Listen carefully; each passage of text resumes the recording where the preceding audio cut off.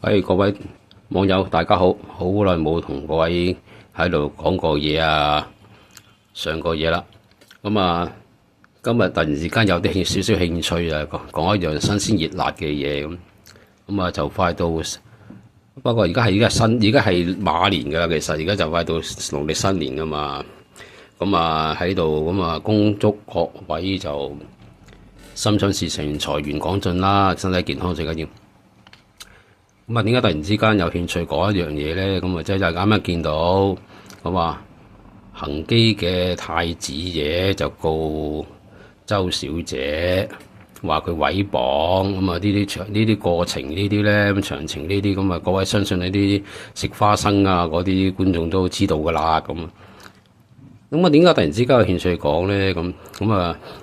當然啦，我又大把人講呢啲嘢。佢而家佢告佢毀謗，即係成一個民事程序嗰啲咁啦。當然啦，對方話你來我往其實呢件事我諗相信最大益處嘅話，都係嗰個周小姐，因為突然之間咁俾人整一整，佢又有成為個焦點眼球。有個興趣嘅就係，我覺得其實呢件事咧，我心中覺得其實都係最後不了了之。我點解會諗啫？我站喺個男方角度嚟講，點解佢10年前嘅事，而家先至話出信去做咧？即係我站喺我角度嚟講，其實佢根本就呢啲嘢，佢好似一向都唔理嘅，10年都唔理噶啦。點解而家要理咧？咁我諗呢樣中間出現咗一個情況，就可能好少人留意到嘅。即係或者我啞唱多啦，我突然之間諗啊，我就覺得就係點解會咁咧？可能呢個李生咧，就受唔住某種壓力啊，令到佢一定要做少少功夫嚟到去表現自己冇事嘅。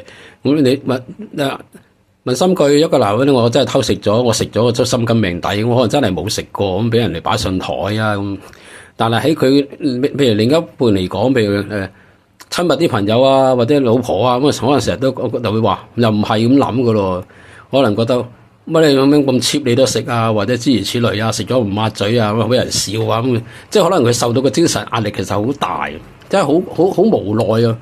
喺咁情況之下咧，我諗佢唯一能夠做嘅就係表示清白。點樣表示清白咧？咁最好就用法律途徑啊，或者民事方面個人嘅，譬如做啲嘢出嚟啊咁樣，我告佢啦，佢搞震冇幫襯啊咁，我而家係咪即係證明我係冇事噶啦？咁我嚟封咗另一半個口咁唔出奇噶，因為真係好煩嘅，係咪先？食咗啊心甘命抵，我真係冇食到啊嘛，咁但係成日俾人話你當，咁你知啦，呢啲嘢咪當你就食咗，你而家係男人都唔認噶啦，係咪先？咁人哋講得咁賄容賄色，咁你係咪真係做過？你隻心命得？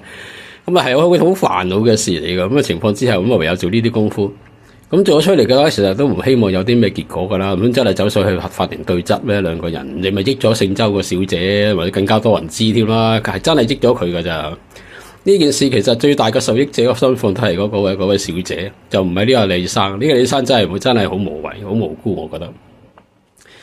即係我嘅啞腸嘅諗法就係咁嘅，你冇理由擺咗10年嘅時候咧，而家你先至出嚟做噶嘛，係咪先？咁梗係呢段時間佢受到啲壓力都好大，咁佢用呢個方法嚟到去做咯。咁至於佢又告埋其他嗰啲，咁你相信呢係個律師團隊做嘅啫，佢哋呢啲嘢佢唔會自己做噶啦，自然有紮律師人咁幫佢做咯。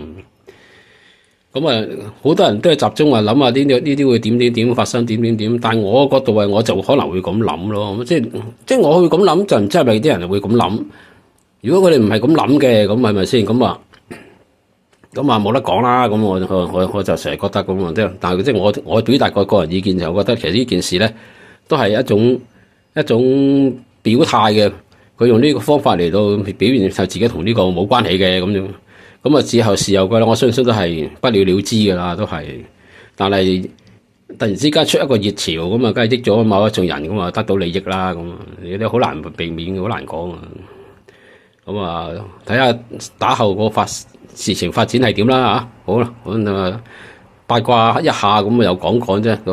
都後都係遲先再睇有啲咩再大家研究下啦。好多謝各位收聽，拜拜。